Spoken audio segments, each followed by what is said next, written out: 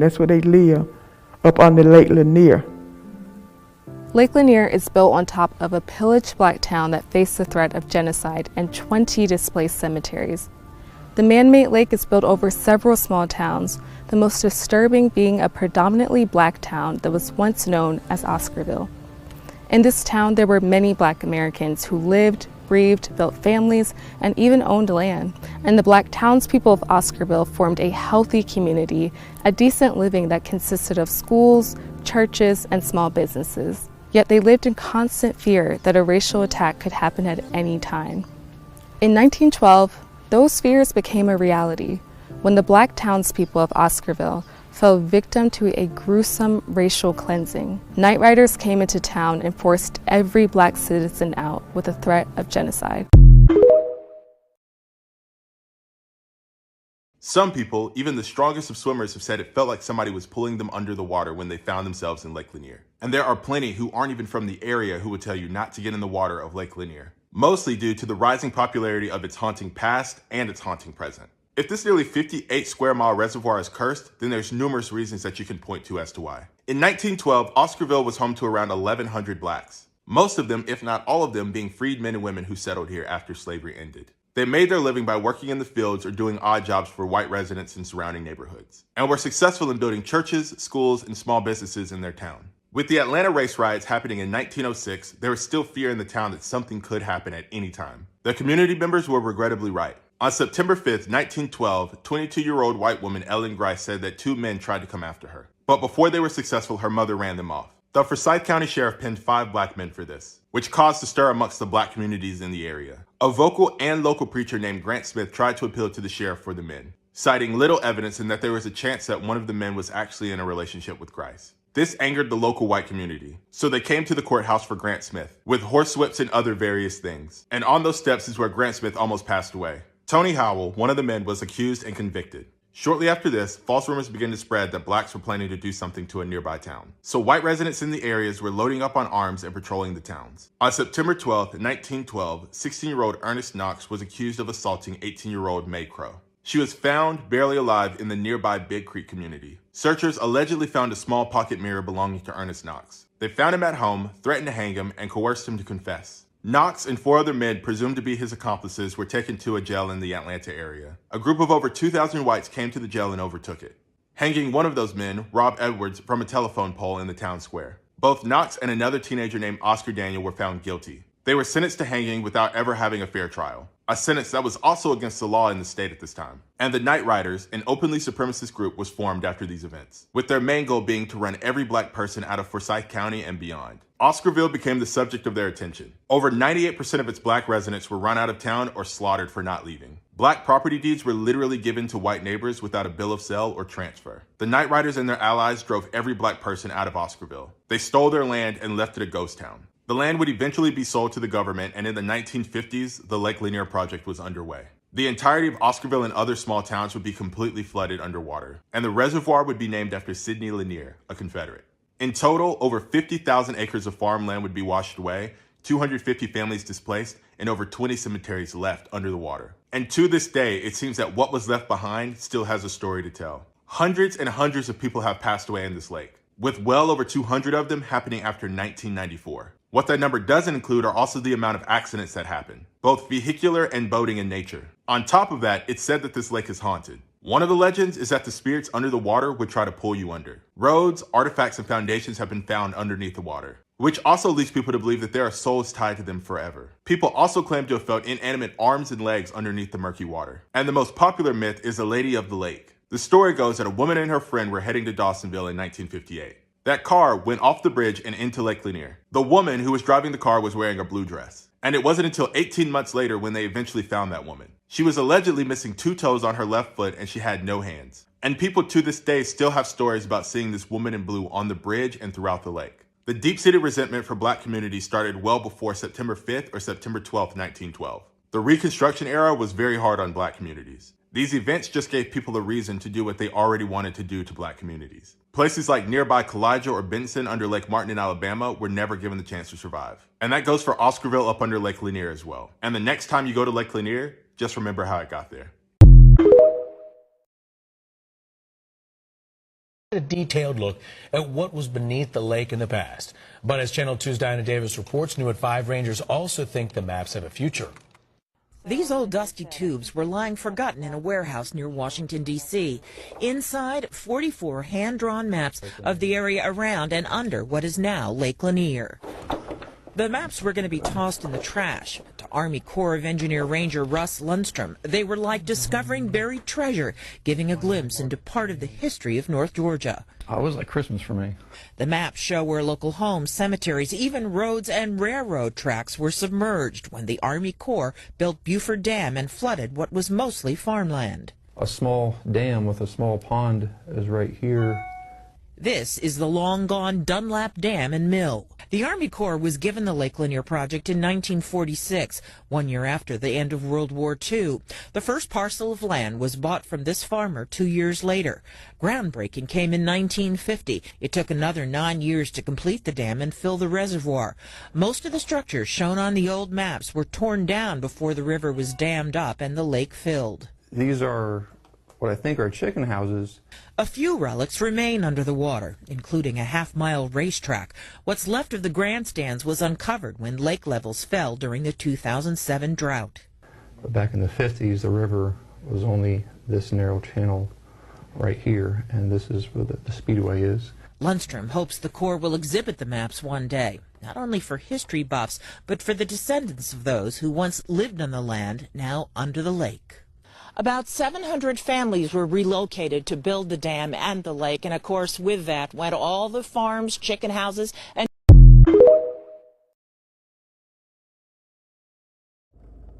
All right, Shalom.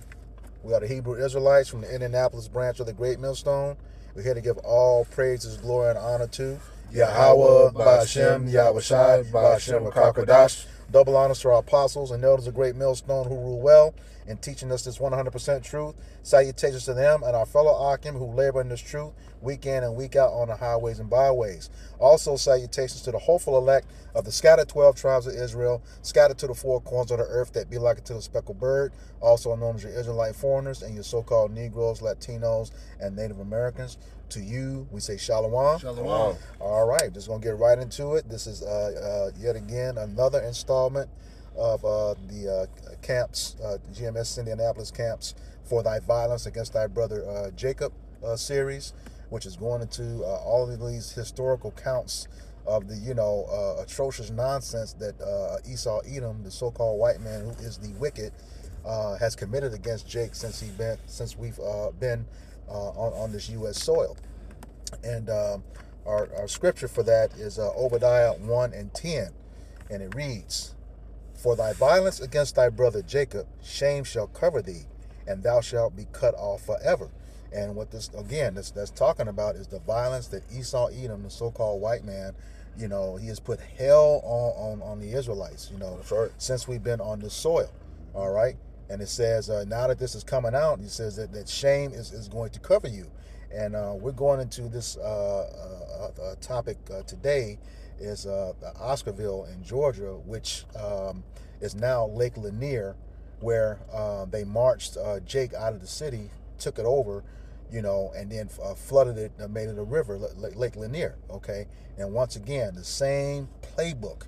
This was done because of a white woman tears. Again, said that Jake did something, and then they go in, accuse somebody with no evidence, and destroy the whole city. Not only do they get the people that they accuse, they destroyed the whole city, and we're finding this as a pattern. We're close to 60 videos now, and this is a pattern, that they have been doing since we've been on this soil and since, slavery ended. They had no more control of us. And it says, that shame is going to cover you. And we know that since this story, Lake Lanier, as you can see on the screen, that has become a documentary. And if you just go look at the comments on Amazon.com, these racist folks are mad. So fucking what? You did the shit. You did it. And now it's being exposed. All right? And it says, going back to the scripture, "For thy violence against thy brother Jacob, shame shall cover thee, and thou shalt be cut off forever." And that's what's going to happen. Okay, first you being exposed, okay? number one, all your dirt is being exposed every day, 24/7, 365, and round the clock is being exposed, okay? And as these prophecies could come to pass, you know, this place going to be brought down, you're going into slavery, and then ultimately cut off forever. Like I said, you know, you all are going extinct to never exist again. That's right. All right? Quick precept, Jeremiah 49:10. Mm-hmm. But I have made Esau bare, I have uncovered his secret places, and he shall not be able to hide himself. Mm-hmm. Ain't no more hiding all these things that you have done. All right, you'll get exposed as who you truly are, the devil. Mm-hmm. All right, your wicked acts are being exposed actually on a day-to-day basis. Mm-hmm. Hey, what's so bad is, even your own people are coming up against you, exposing you, man. Yep. All right, they're telling you the wickedness that you have done. All right, because you just, you know, we going to divide us against our brother Jacob, but you done wickedness unto your own people as well. Mm-hmm. You know? Yep. I got a precept too. You want to finish this? Oh yeah. Oh, con. His seed is spoiled, Mm-hmm. and his brethren and his neighbors, and he is not. Because what? Ultimately, he's going to be destroyed at the end of all this. Con. Yep. You know, he's going to go into hardcore slavery, 1,000 years, and then what, they're going to be burnt up. Yep. The whole nation of Edom, man. Mm-hmm. Put it. After we're done, after you're done serving in your sentence, then guess what? It's still death. Yep. God, put into that pit, and like I said, by the hand of his people, Judah and Israel, you know, That's right. which, you know, it's going to be the entire nation of Israel at that time. We're going to be brought back, you know, as one nation, for everything that you did to us. Which is fair. Hey, eye for eye, tooth for tooth. Yep. You know? Yep.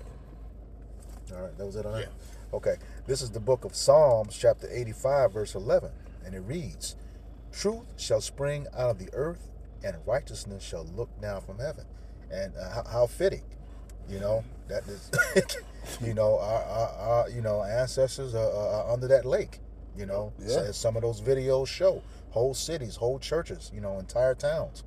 Okay, he did a terrible thing to Jake, you know, over some accusation that, you know, without evidence. All right.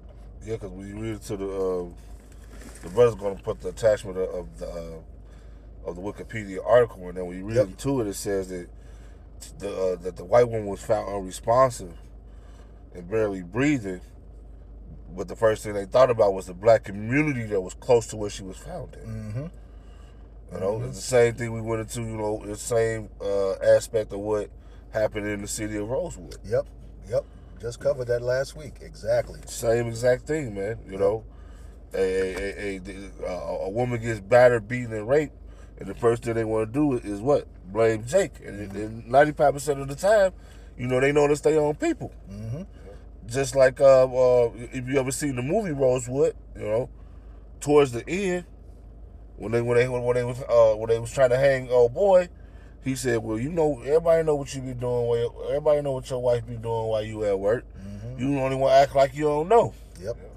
You know, so they knew what type of woman she was. She was a Jezebel whore. They knew that she was touching everybody in the town. Every man in there laughed. Yep. Okay. They know it's true, but it was an opportunity to destroy Jake. That's what I was just going to go into that. But anytime they had any opportunity or chance to destroy something that we was trying to build up and put together, they took advantage of it. Mm-hmm. Yep. And that goes into that curse, you know. You always be in want, you know, and need. You know, you always be the tail and not the head. That's right. All right. Since you mentioned the Wikipedia article, let's go ahead and get into that. And again, a link to this article will be in the description box of this video. All right. So let me get one more precept. Slack it. You're right. This is just based off the, like I said, the exposing of Esau, Edom, and all his wickedness. Mm-hmm. It's Jeremiah 23, and I'm start at verse 23. It says, "Am I a God at hand, saith Yahweh, and not a God afar off? Can any hide himself in secret places that I shall not see him? Saith Yahweh Bashim Shai. Do not I fill heaven and earth, saith Yahweh Bashim Shai." So all these lies that Esau and all this stuff that he quote unquote tried to cover up, or thought Jake wasn't gonna figure it out eventually. You know, no, the Lord exposes it, and you know, hey, like we always say, hey, this is the Most High's movie, anyways. All right, so he's the director, he's control of both sides. Mm-hmm. Right. So that's why Esau Edom, he's in the trick bag because he thinks he's out here moving on his own accord, but no, the Lord is moving him. God. What do you say? Who seeth us? Right. Yeah, how about Shemi Awashai? That's who sees you. That's right, bro. Okay. This is the article from Wikipedia. Like I said, it'll be a link to it in the description box. We're just gonna won't read the whole thing. We'll just cover Oscarville, the history, and the formation of that lake. You can get more details either from the article or the videos that you just saw. Went into detail of that as well. All right. So this is Oscarville. It says Oscarville is a ghost town in Forsyth County, Georgia. All right, and we also know Forsyth County, Georgia, to this very day is one of those sundown towns. That's right. Okay, you had the lady that went over to the sleepover with all those white women. Yeah. She ended up dead, and nobody knows what happened. All right, continue on with the article. It says Oscarville, a majority black town, is most famous for being a central location in a series of violent crimes and racially motivated riots that happened in 1912, driving away most of the black residents in Forsyth County. In 1950, the remnants of the town were flooded during the construction of Lake Lanier. The site of Oscarville was located in northeastern Forsyth County, close to the border with Hall County, and this location is about 45 minutes from Atlanta. All right, in the history, it says Oscarville was formed in the 1800s during the post-war construction. Oscarville was an agricultural community, and for most of its history, it was reported to be prosperous.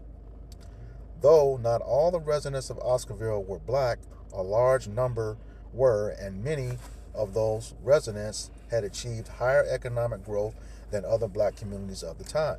Hey, real quick, see, and that's that jealousy of Esau too. Mm-hmm. They can't stand to see Jake on top of anything. Mm-hmm. These Negroes, you know what I'm saying? How dare them think they're better than us?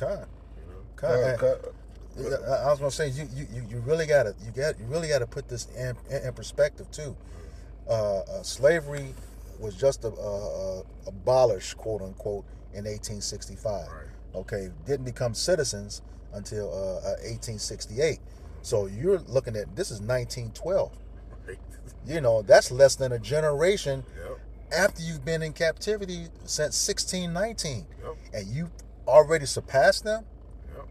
Yep. They could foresee, if they didn't stop you, what was going to happen. Right. You'd be serving them, which is going to happen anyway. Right. But yeah, they had to put a stop to that. Yep. All right. I'll go to it's another lake.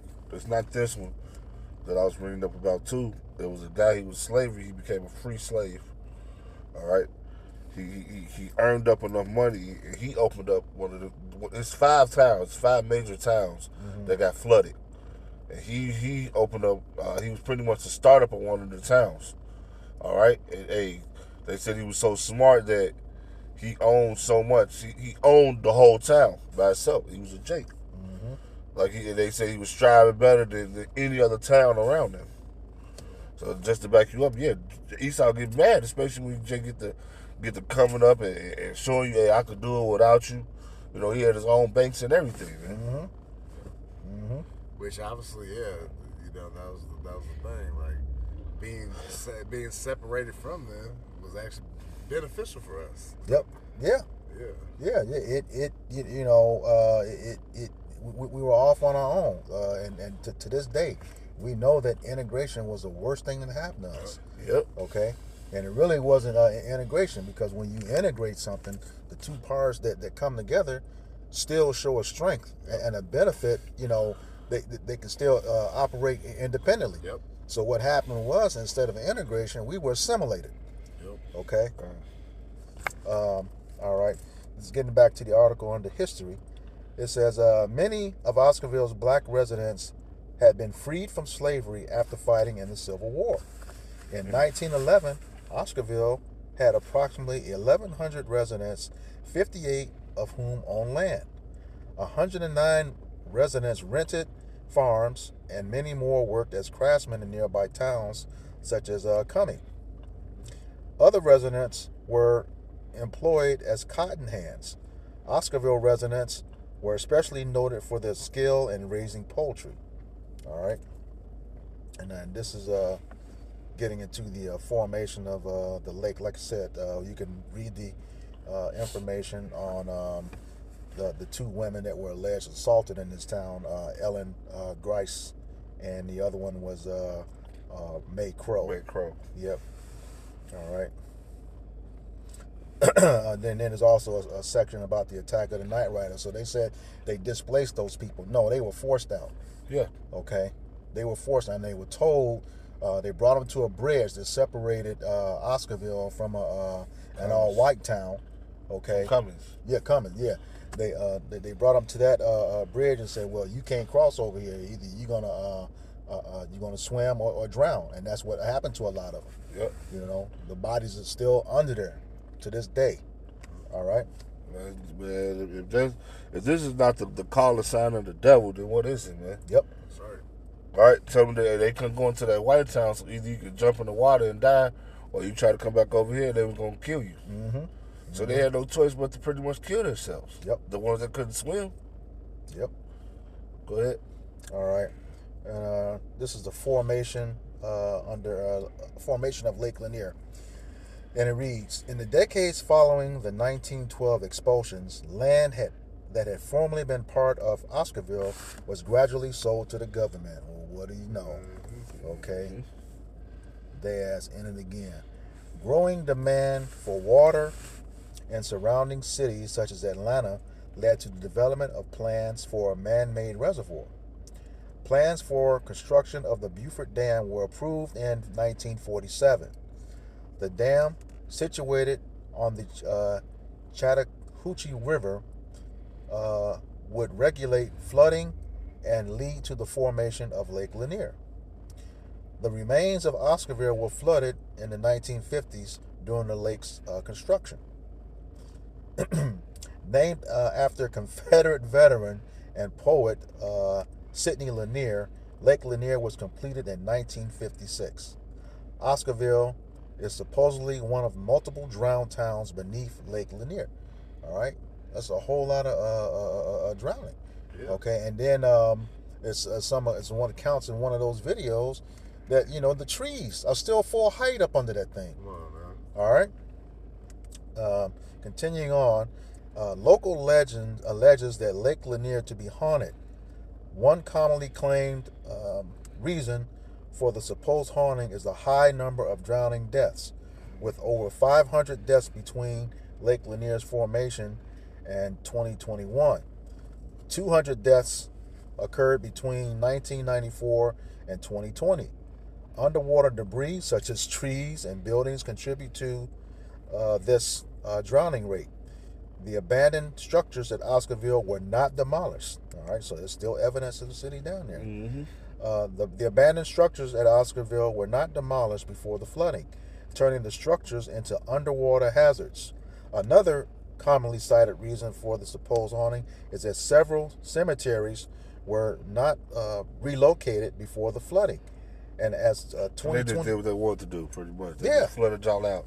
Yeah. There probably was people that were still in their cities, too. Yeah, it was. Yeah. It was. You know? It was. Esau don't care, man. Mm-mm. When he want to do whatever, look, man, that lets you know, man, it's the devil. When he want to do whatever he want to do, he gonna do it. Yep. He don't care who get hurt in the process, you know. He don't care about nothing. He's just gonna do what he want to accomplish, man. And that shows you what? That the earth was given into That's the what I was the thinking. wicked. That's just what I was thinking. The power is in his hand to do that type of stuff. Yeah. They got. I just read something too about what's his name? Curtis Johnson, 50 Cent. Mm-hmm. Curtis Jackson. Curtis Jackson. They doing the same thing right now to this town. Okay. Shreveport, Louisiana. Yeah, they dropping toxic waste around his studio, and this toxic waste is getting to their water supplies. Man, Esau just doing it in a different tactical way now. Mm-hmm. You know, just to put it out there, man, ain't nothing new, man. They just figure out different ways to do stuff, bro. Yep. But it's always with the same root cause. Yep. You know. Let me finish the last sentence. Go ahead. Another commonly cited reason for the supposed haunting is that several cemeteries were not relocated before the flooding, and as of 2023 remain at the bottom of the lake. And some of those videos had updated numbers. Shoot, it's like up to 700 deaths. You had some back in June. The guy was going fishing, and out of nowhere, the bolts in the boat just unscrewed, and he toppled over and never came back up. You know, they found him later in 6 feet of water. So, you know, the whole haunting thing, I mean, they, you know, not something we push, but damn, y'all did some terrible stuff out there. Yeah, there's some spirits of vengeance out there. Yeah. Literal spirits of vengeance. Yeah. This is why this devil really needs to be locked down and put into captivity, man. Yep. All right? He did all type of wicked acts, man. You know, we found out a lot of stuff we still don't know what he did. Mm-hmm. You know? Even here in Indiana, you know, a lot of these buildings and apartment complexes and these bridges and things you see, hey, our brothers and sisters are buried up under them, man. Mm-hmm. You know? Yep. Yeah, man, I swear, man, that dude, what did it say? He be removing landmarks and stuff. Yep. You know, he's just no good, man. No good, but he has to pay for that. That's right. This time is coming. Yep, he has to pay. Like you were saying yesterday in camp, man, Esau's tab is so damn high. Yeah. You know, no, man, ain't no type of money you can pay. But blood. Yeah, but blood. Besides, your money is worth nothing anyway. Real soon. What was the scripture? What's the favorite scripture you like? Richest prophet out in the day of wrath. Oh yeah. Yeah, well, yeah. I mean, as if they gave it to us. Right. Proverbs 11:4. Yeah. But you're not gonna be able to. You know, I put that out there because look, Esau, you're not gonna be able to buy your way out of this. Right. No matter how much money you got. You want me to get it? We got something real quick. Okay, go ahead. Yeah, this is Numbers 35 and 33. Uh-huh. So you shall not pollute the land wherein you are, for blood it defiled the land. And the land cannot be cleansed of the blood that is shed therein, but by the blood of him that shed it. And who's going to do that? This is just to back you up. This is the book of Joel, chapter 3. Beginning in verse 19. Egypt shall be a desolation, and Edom shall be a desolate wilderness, for the violence against the children of Judah, because they have shed innocent blood in their land. Yep. Okay. Verse 20. But Judah shall dwell forever, and Jerusalem from generation to generation. Okay, that's us, you know, having the law, statutes, and commandments, you know, within us, having those immortal bodies, you know, coming to that glorified state that we're yearning for, that we're hastening for. Okay, and here's the point. Back as gods on the earth. Yes, ye are gods. Yeah. Here's the point. Verse 21. For I will cleanse their blood that I have not cleansed, for Yahweh Ba'ashem Yahushai dwelleth in Zion. And how he's going to cleanse the blood that he has not cleansed? Just like you said. I'll read it again. Yeah. Numbers 35 and 33 again. Mm-hmm. So ye shall not pollute the land wherein ye are, for blood it defileth the land. Mm-hmm. And the land cannot be cleansed of the blood that is shed therein, but by the blood of him that shed it. And that's it. You know, you defiled this land with our blood. You know, now yours is going to be a shed by the shedding of our blood. Yeah. Go ahead. Revelation 13 and 9. If any man have an ear, let him hear. He that leadeth into captivity shall go into captivity. Mm-hmm. He that killeth with the sword must be killed with the sword. Here's the patience and the faith of the saints. God. All right, so hey, and that's what we're waiting on. All right, we're here suffering, waiting for Yahweh Shemel Shai to lay his vengeance. All right, to recompense all the evil work that's been done against the children of Israel. Mm-hmm. All right, the apple of the Lord's eye. God. All right, his people. God. So we're waiting for Yahweh Shai to come back, man. Appreciate lay down the law. Mm-hmm. This is Ezekiel 35 and 6. Therefore, as I live, said the Lord power, I will prepare thee unto blood, and blood shall pursue thee. Since thou hast not hated blood, even blood shall pursue thee. Mm-hmm. Read up a verse 5. Okay. This is because thou hast had a perpetual hatred and has shed the blood of my children of Israel by the force of the sword in the time of their calamity. And and a sword is just a killing instrument either. I'd rather you flood out a whole damn town to kill people. That's a sword. That's a version of a sword. Yeah. All right, weaponizing the elements or whatever. The water, whatever it takes to destroy Jake. Using fire. You know what I'm saying? So that's the way they shed innocent blood as well, man. All right, because those people weren't going up against you. They were just living. You know what I'm saying? But the jealousy and once again the power's in your hands. So hey, and with everything's a nail to you because you're in the power seat. So you're the hammer of the earth, right? And so we're all looking like nails. Yep. And that perpetual hatred is that ongoing hatred, like we always say, to this day. All right. Yeah, and that he said he did not cast off pity. Nope. Yeah, because of that perpetual hatred. It's just constant, man. Every which way, every opportunity he gets. Once again, like we said, during this whole series of things, they never had any concrete evidence that Jake did anything. Right. Never. Right. They just blamed somebody and, start destroying everything. Even after they got the person, the accused. If I've been reading the NLT, y'all. Go ahead. This is Ezekiel 35 and 5 in NLT. Your eternal hatred for the people of Israel had led you to butcher them where they were helpless, when I had already punished them for all their sins. Wow. Y'all took it too far. Y'all took it too dang on far. What's that? Zechariah 1 and 15. They furthered the affliction. The sword displeased with the heathen. Yeah. Yep. Sure did. Yes, son? Okay. This is Colossians chapter 3, verse 25, and it reads, "But he that doeth wrong shall receive for the wrong which he hath done, and there is no respect of persons."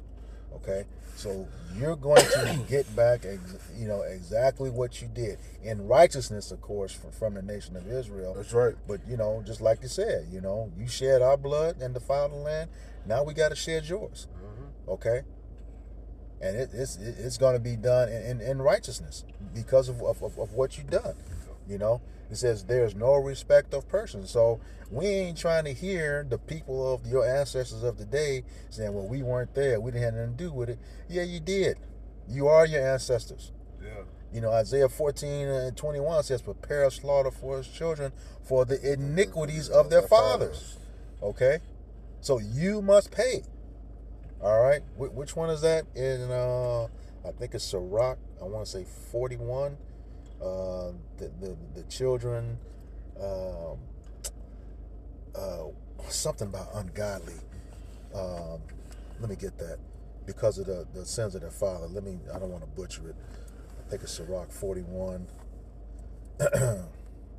Complain of an ungodly father.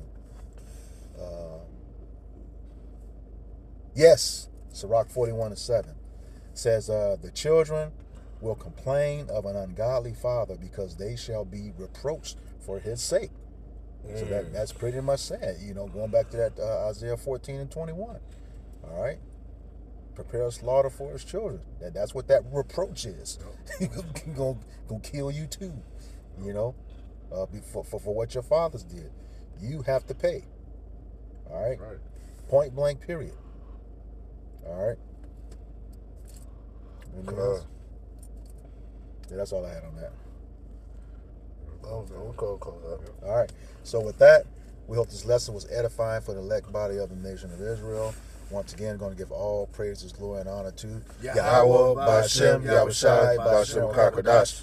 Double honors to our apostles and elders of great millstone who rule well in teaching us this 100% truth. Salutations to them and our fellow Akim who labor in this truth week in and week out on the highways and byways. Also salutations to the hopeful elect of the scattered 12 tribes of Israel, scattered to the four corners of the earth, that be like unto the speckled bird, also known as your Israelite foreigners, and your so-called Negroes, Latinos, and Native Americans. To you, we say Shalom. Shalom. Kwam Yasharala. Kwam Yasharala. Shalom.